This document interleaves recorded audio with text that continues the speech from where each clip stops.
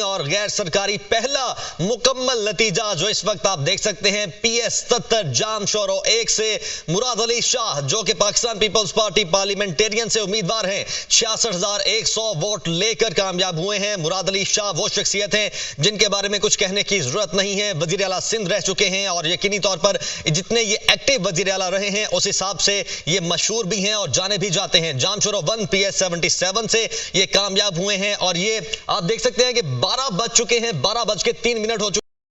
بجے پہلا نتیجہ ہم نے اناؤنس کیا تھا اور 6 گھنٹے بعد یہ پہلا مکمل نتیجہ ہے جو ہم اب آپ تک پہنچا رہے ہیں۔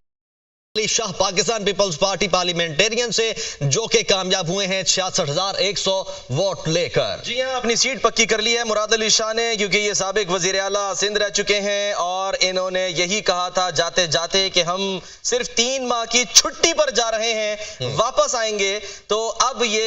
واپس آ رہے ہیں مراد علی شاہ، کیونکہ آپ دیکھ